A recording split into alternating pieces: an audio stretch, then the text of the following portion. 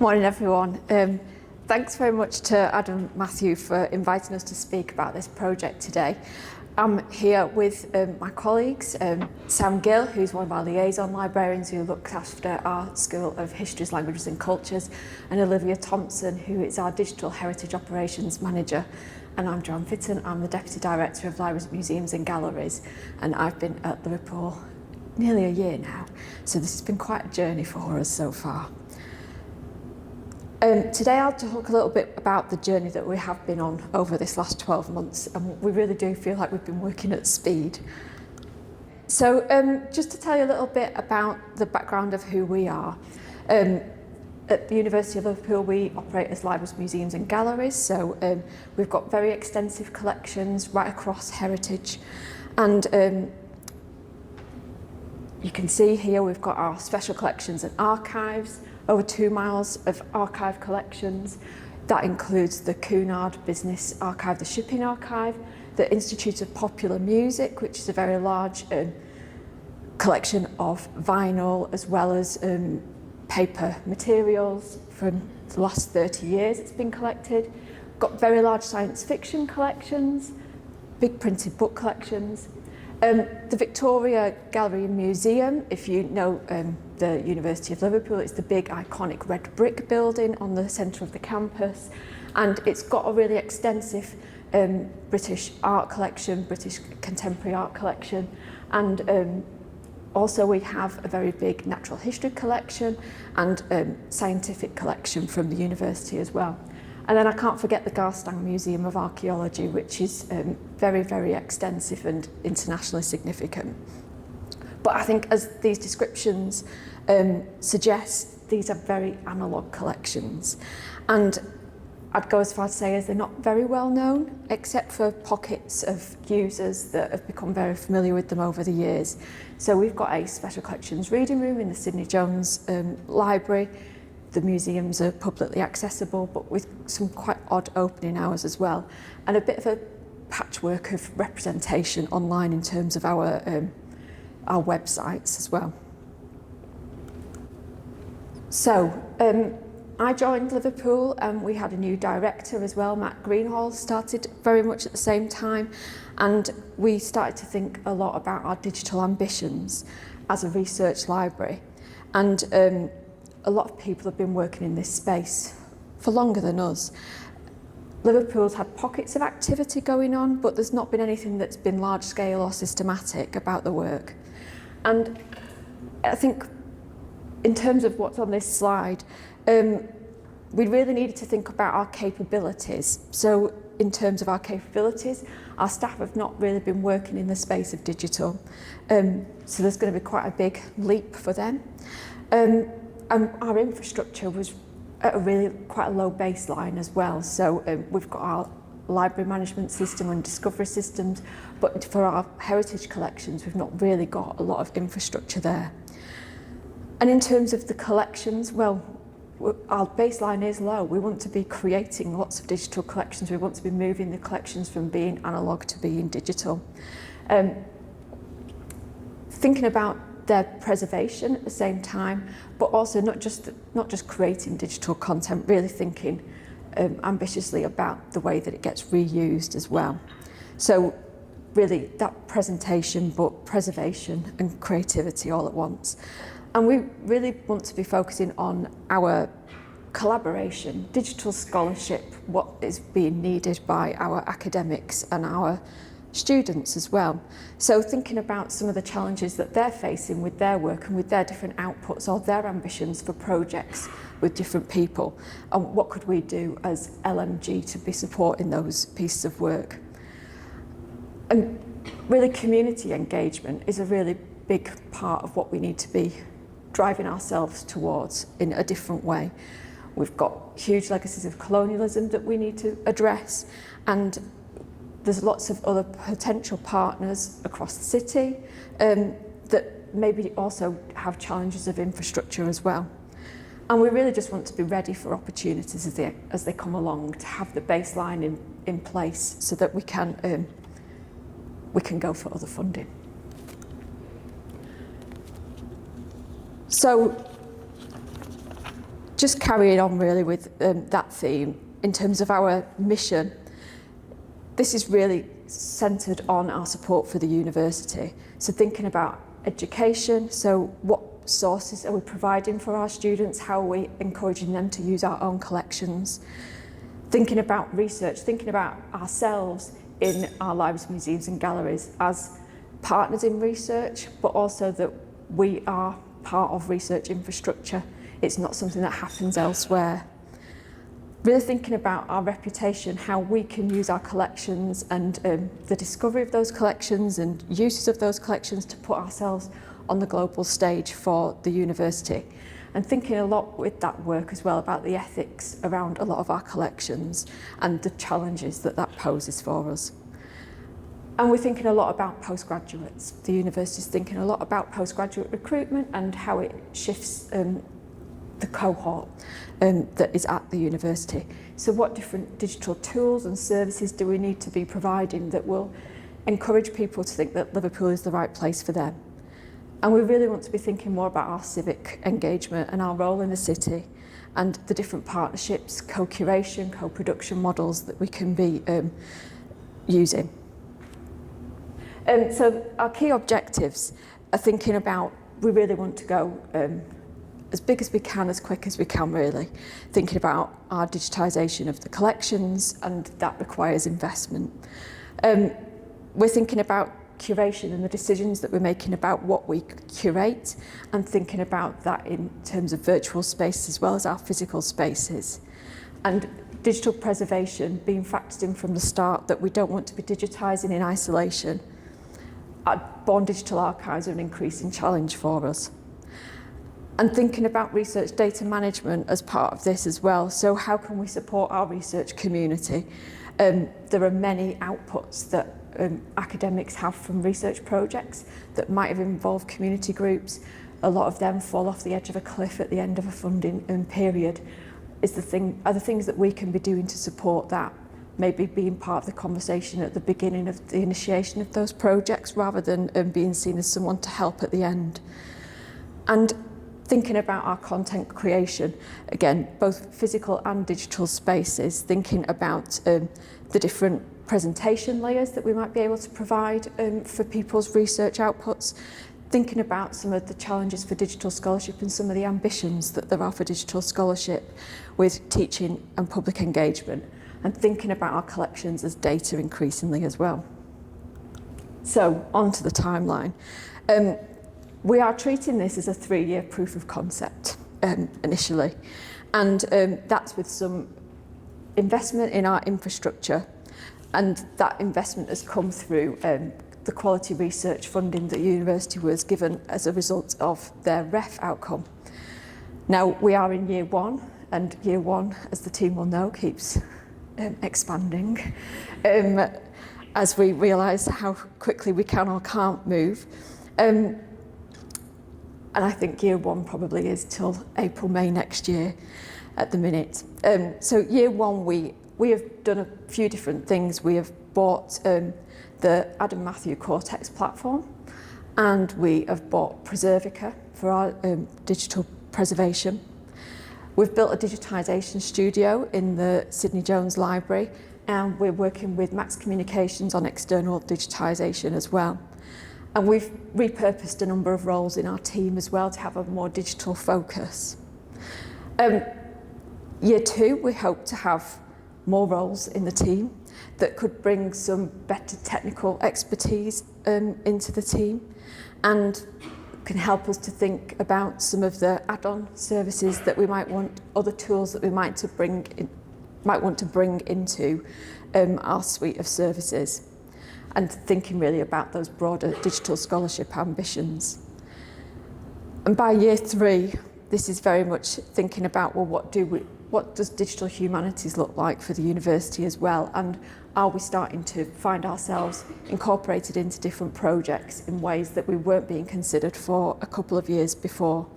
And is the infrastructural framework that we've put in place for ourselves fit for purpose as things evolve? And thinking about those different collaborations that have been enabled.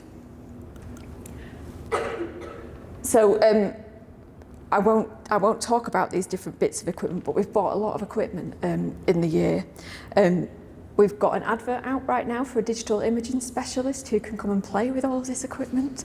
And we are looking to work with our researchers on projects making use of it, and our digital innovation facility at the university as well, to really test some of their different working methods. And I'll just say very quickly before I hand over to Olivia, who can demo the site that did go live at 5 p.m. last night, our demo site. I suppose why did we choose to go with Adam Matthew? And I think a lot of it is to do with our baseline. You know, we're starting from quite a low baseline in terms of our infrastructure at the university and our staff capabilities and confidence of staff as well. And Adam Matthew provided a platform that was kind of ready-made for us in lots of ways. It meant that we had something that could look good quickly, could give us some of the functionality to be able to create exhibitions, but had lots of tools built into it as well that we would have to be going out and trying to build and integrate those tools ourselves. And we don't have the technical expertise and capacities to do that. So it's been, I think, a really positive journey so far to collaborate with Adam Matthew and see how far we can take the platform. But I'll hand over to Olivia to demo where we've got to so far. I always say it's a rule that if an event has digital in the title, you don't know how to use the technology on the day. Like, I've never used a computer in my life. Here we go. Right, okay, so yeah, I'm Olivia. I'm the Digital Heritage and Operations Manager, and I started at the university in August. I manage the operations team, which includes our reading room supervisor, who's responsible for physical and virtual access to the collections, and 2 collections and imaging assistants who deal with inquiries about the collections, as well as ingest of assets and metadata into Quartex, and shortly the digital imaging specialist. So, as Joanne said, all of these are new roles, either new to the role or new to the university, and it literally has been since August that we've got this site up and running, and it is really a testament to the support and the experience as clients that we've had from Quartex. We've been working with Rebecca Lind, who's not here, and Anna, actual client, who's here, who've been absolutely fantastic. We've given us hands-on support. So yeah, we've had a really good experience. And one of the reasons, being new to Liverpool, one of the reasons that I think we're a really good fit is that the Quartex platform allows you to take a horizontal view across collections, and Liverpool has collections that are really, really suited to that.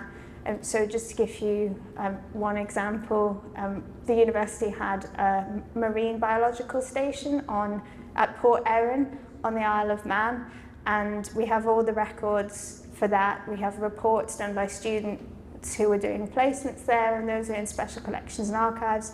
And then in the Victoria Gallery and Museum, we've got the equipment that they used, which was actually pretty pioneering techniques. So this platform will actually allow us to showcase all of that together. And that collection was actually brought to our attention by our reading room supervisor, Lorna, who was involved in packing some of the materials. So it really does highlight the close relationship between actually working with the collections physically and then presenting them digitally. So I know you're all ready to see our snazzy site, which is it just looks really nice. It went live yesterday, so I'm still very pleased with it. So there's the interface on the back end. From our point of view, there's 2 parts. There's the assets where we upload the images and the metadata, and then there's the content management system, which is for the site, and the content management system pulls through from the digital asset management system. So some of it is a simple page creation, and it's a kind of building blocks approach with images and text blocks. And another of the things that really attracted us to this was that you can embed features from other sites. So for example, HuMap, who are here today as well, you can have a widget of a HuMap project. So there's 3 ways that I'm going to show you that you can discover our collections. This landing page here, so something we haven't got up here is that when we've got more assets up and we've decided on the thematic groups, or whatever we're calling them, they're called themes on the Life at Sea resource, for example, or content packages or something like that, we'll then have a separate tab that allows you to click that, and then it will probably go to a landing page, because something we really like about this is that it's a curated experience, so we get to influence the user's journey through these collections and tell different stories. But this is what the landing page would look like, and this goes to specific subgroups of some material we've uploaded from our university archive.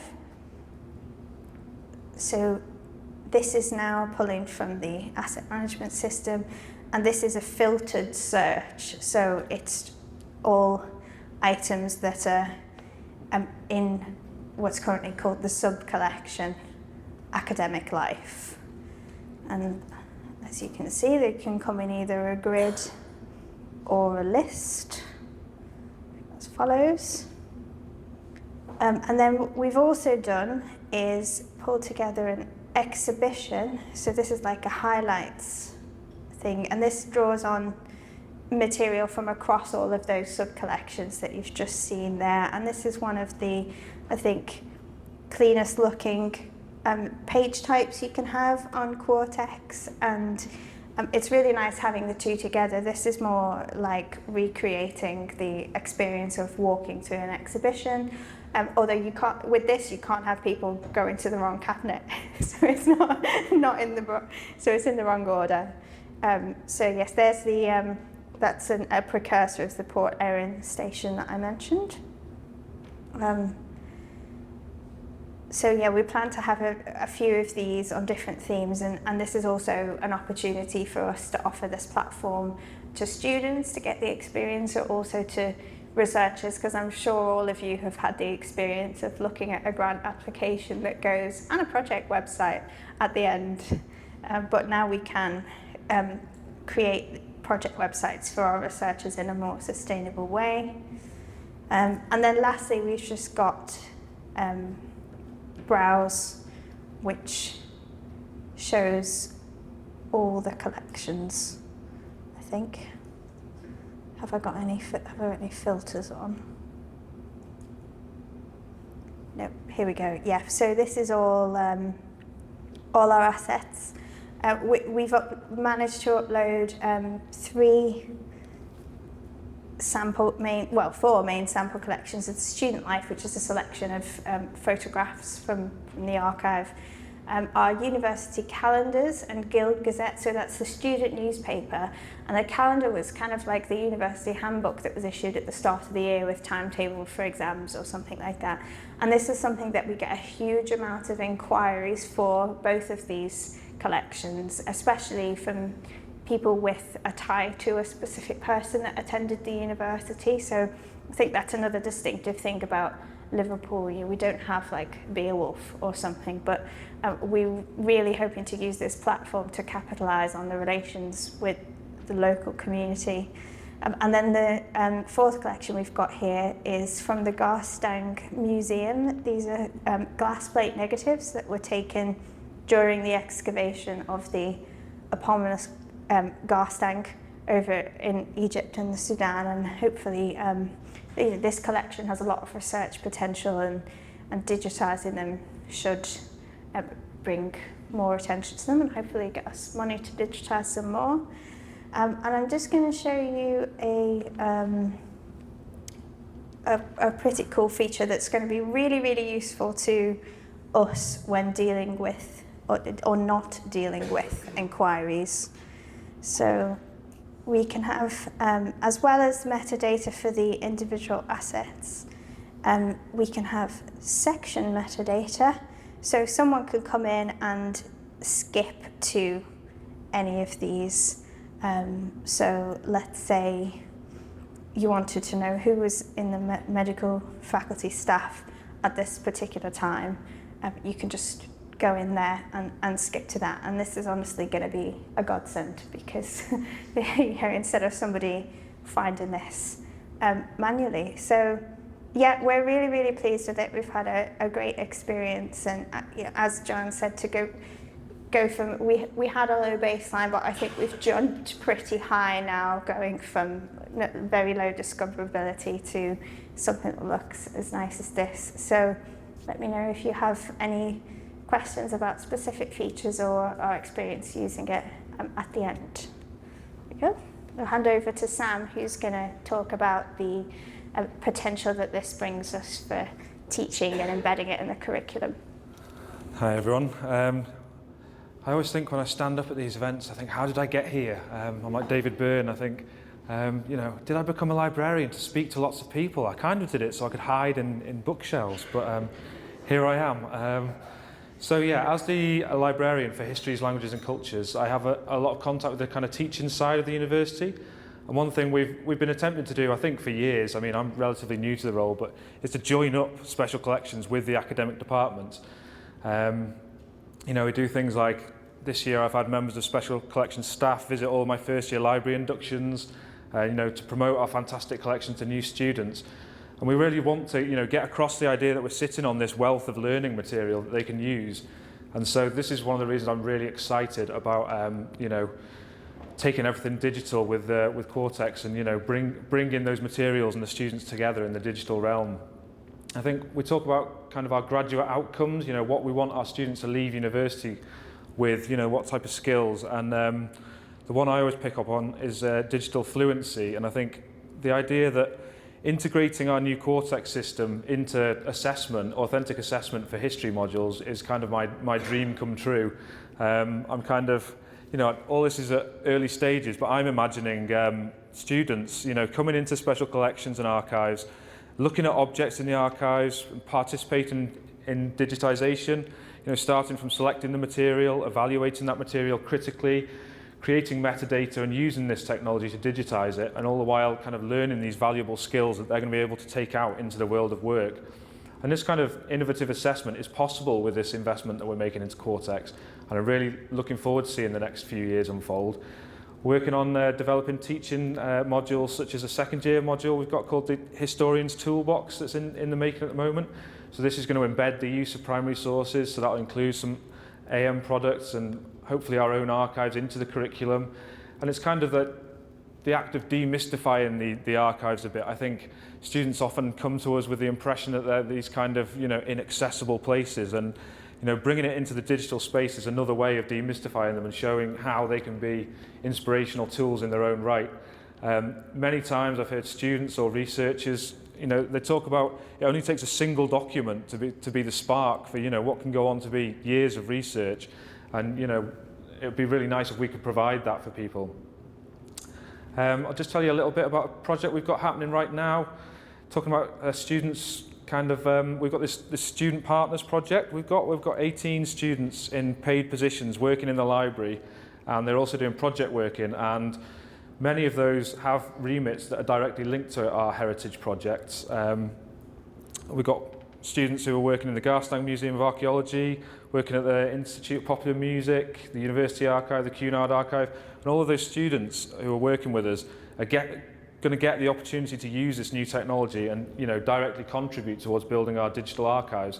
I think this is a great project we put on, and it's again going to contribute heavily towards another one of our desired outcomes for students, the graduate outcomes, employability. They'll have these skills that they've picked up whilst working there. And I also want to mention that it's not just history students. I know the chap from Cambridge here, we were just talking before the session, and you said, everything is history. Well, I think, I look after histories, languages and cultures, and history is often the one that gets the focus, but I think I've got languages students who are, as part of their assessment, they make a German language newspaper, which I think has got a great name. It's called Scouselander. So Auslander being German for foreigner. So that's part of their assessments, and I think the ability for them to be able to see in our archives their place in the lineage of the student newspaper as we've had it throughout the years. So that's really important. Politics students will be able to trace the development of political societies across university history. Music students will see the benefits as the Robert Shelton material is made available in the Institute of Popular Music. Archaeology and the Garstang Museum, the possibilities are so exciting. So I'm really fired up by this project we're doing. Another thing I'm quite passionate about with regards to our students and the wider community as well is equity of access. And the way this manifests it is in accessibility, how users can access the content. I think digital archives can be a real blessing for several reasons. Things like not needing to visit in person, it eliminates problems for those who perhaps have mobility or health issues, or simply the financial means to visit in person. I get several requests from students every year asking for access to particular digital archival content simply because they'd like to go and visit in person, but they can't afford to. It's difficult times, and I think there's other barriers, kind of form filling or limited opening hours, and these barriers just don't exist online. We also have a growing number of online only students. I think we've got 10,000 plus online students. And some of those, for example, are studying archives and records management, and I want them to be able to experience, their university experience to be as close as possible to those who have the benefit of being on campus. And secondly, not just from the point of view of kind of accessing archives in the first place, but the particular accessibility of digital archives, which obviously brings its own set of challenges. I have to say I've been impressed with the kind of dedication AM and HUMAP as well with the Life at Sea collection. They've kind of worked really hard towards meeting those web content accessibility guidelines. I've been kind of pouring through the implementation of these standards, and I'm impressed that they take so many things into account, things like keyboard-only navigation, character key shortcuts, high contrast mode, the ability to resize text, consistent navigation, transcriptions, captions, audio description. Kind of all of these standards will hopefully ensure that all students who are using these materials have the same opportunities, again tying into our vision and values as a university to provide equitable experience. And moving on to talk about the potential for research, I think I have to kind of pause and talk a little about Liverpool as a whole. So I've lived here for over 20 years. I came to study here at university and I never left. I have to say, I don't think I've ever seen a group of people who are as passionate about local history as Liverpudlians. I started out working in public libraries, and I worked at nearly all of the kind of local libraries, certainly in the south of Liverpool. I worked at Speke, Garston, Toxteth, Sefton Park, Kensington. I'd go anywhere. And while each of these branch libraries has their own distinct personality, they all had one thing in common, and that thing in common was their local history sections were absolutely packed. There's so many kind of crazy little books, and people had self-published their own books, and they'd all be so well used. They'd be falling apart, cracked spines because they've been borrowed so many times. I go on social media any given day, and there'll be kind of historic photographs being posted and intense discussion going on about different things.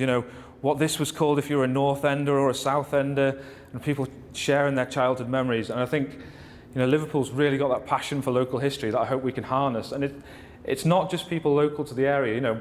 Myself, obviously, as someone who's came here as an adult, I met a geography professor in the library recently, just kind of got talking to him at the desk by accident. He's Portuguese. We've just mentioned that we lived in the same area. A couple of days later, he turns up with a collection of maps from the 1800s, and we spent our lunch hour discussing the evolution of Otterspool. And I don't know if it's something in the water, but this passion for local history is found everywhere along the Mersey. And I want to harness this potential for research. And as Joanne talked about, as part of our university mission, we want to be involved in the local community. There's lots of local organisations, the Liverpool Record Office, the other universities, National Museums, Liverpool, etc., that we could bring in and collaborate. When I talked with the people at HUMAP a while back, they mentioned their Layers of London project, and using maps and user-generated content to blend history, geography and digital technology. And I was just thinking, imagine letting Liverpool loose on a project like that. You're going to need a bigger server. the potential for something like that would be simply staggering. I think about, you know, life at sea has been mentioned a couple of times. I think about our Cunard archive, which we're exhibiting at the Victoria Gallery at the moment, I think, or were recently. You know, it's got loads of great ephemera, things like menus from the ships, the advertising posters, the games they used to play on board.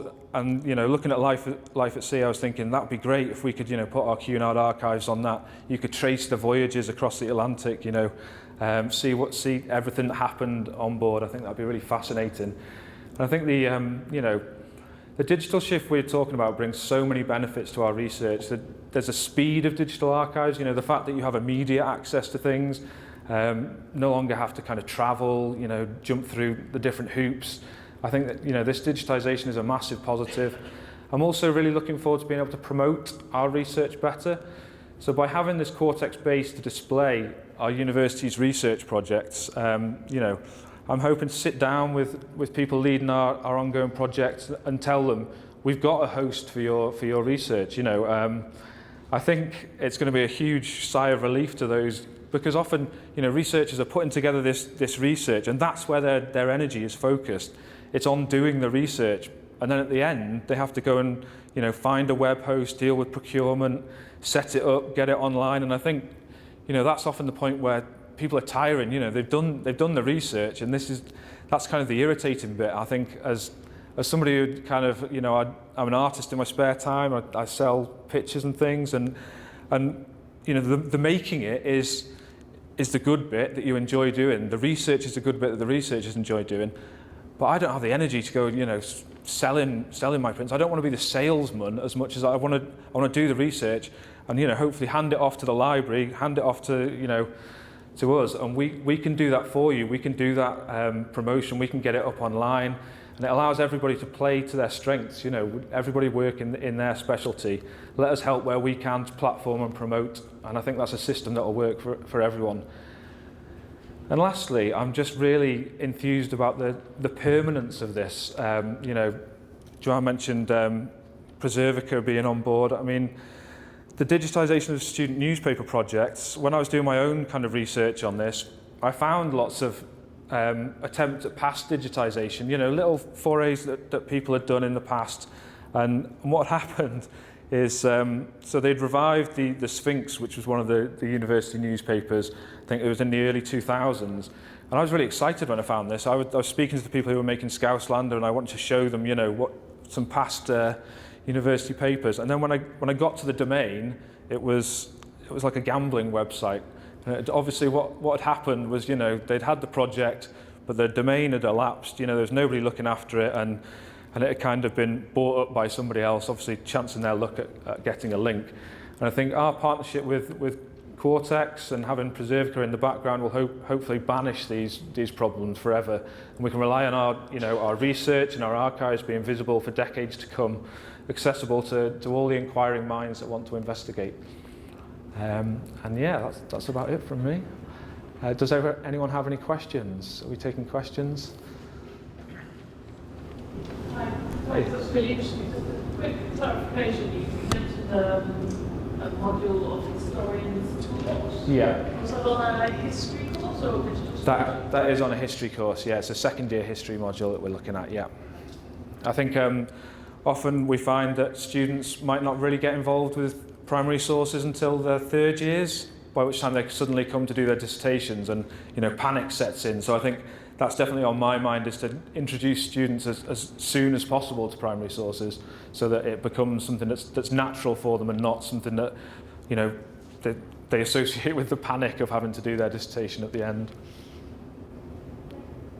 How are you deciding what collections or what content to digitise? Oh, that's a good one. Well, we know which collections have already get well used. That's one of the things that's been driving our work over the last 6 months. But with the demo site going live yesterday, a lot of the work is going to be starting over this next 6 months now, with lots of focus groups with our researchers and those different conversations with community groups as well. So we're hoping that it will be a collaborative decision. So you're on the first year, it's a 3-year project, and you started with year 0. How long did it take you to plan and get to year 0? Very, very, very quick. I think Adam Matthew came and, was it a demo? Did you come and do a demo in November, December last year? Yeah. And by March we were signed up. And then I was looking around and going, where's my team? And we created Olivia's job, and she only arrived in August. So we've been kind of, we knew what we wanted to do, and we were really fortunate that the university gave us a chunk of funding to be able to take action quickly. So I'm not sure how, in an ideal world, we would have gone quite at that speed, but actually it forces you to do something, doesn't it? I'm keen to understand how big the footprint might get in Preservica and the kind of long-term preservation approach versus how that then interacts with Quartex and how you decide what you might then showcase through Quartex and those relationships. Oh, I think that's all kind of we're figuring it out as we go. Yeah, I'm not sure we know that much yet, because right now we are doing the implementation of Preservica and Quartex talking to each other. We're going to have some collections that will go into so Preservica is going to be the home for all of our TIFFs, all of our master files, and also it will be the home for our Born Digital archive, so where we've got email archives and things like that. That will be a home for that.